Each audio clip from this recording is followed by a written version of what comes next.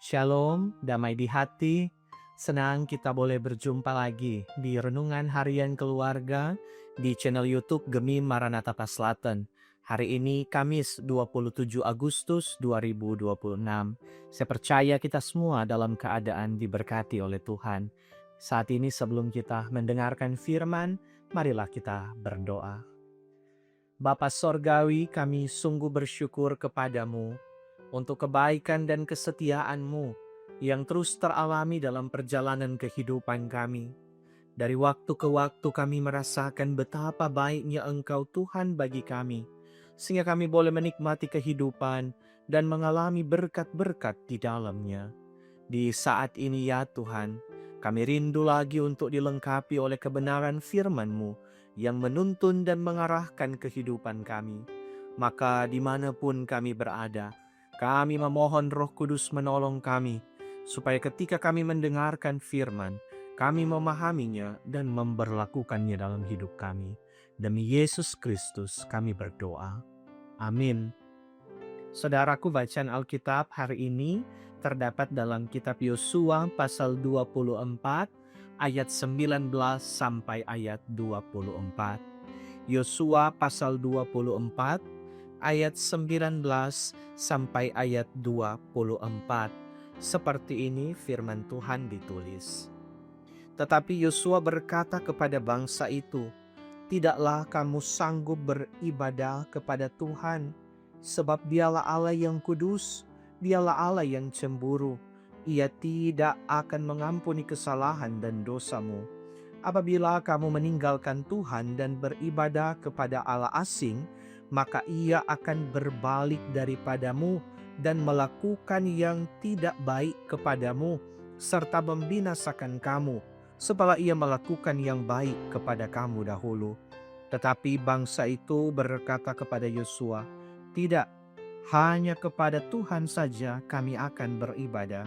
Kemudian berkatalah Yosua kepada bangsa itu, "Kamulah saksi terhadap kamu sendiri bahwa kamu telah memilih Tuhan untuk beribadah kepadanya."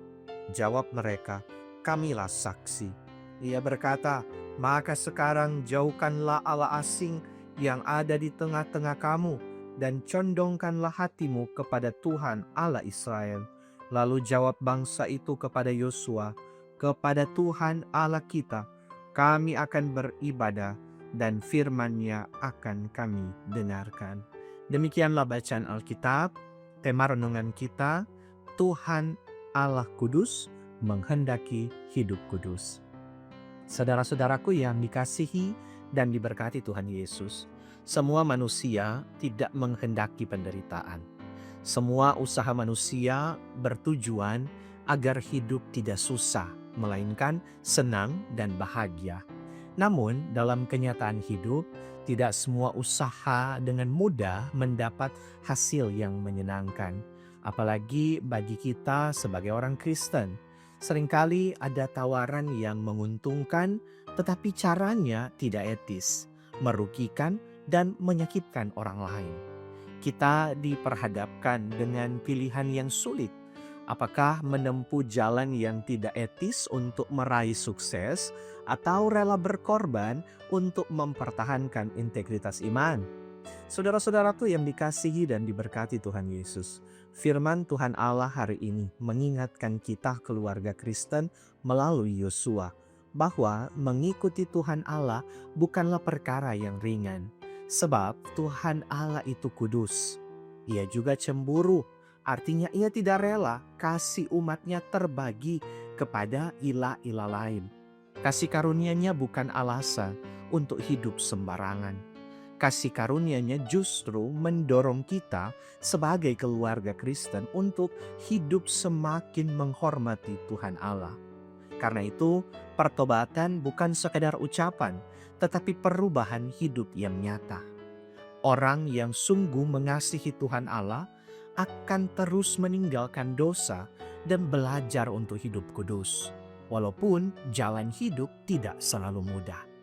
Adakah kebiasaan dosa yang menyenangkan masih dipelihara sehingga menghalangi hubungan kita dengan Tuhan Allah?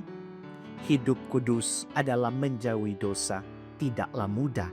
tetapi percayalah, Roh Kudus akan selalu menolong dan menguatkan kita. Amin.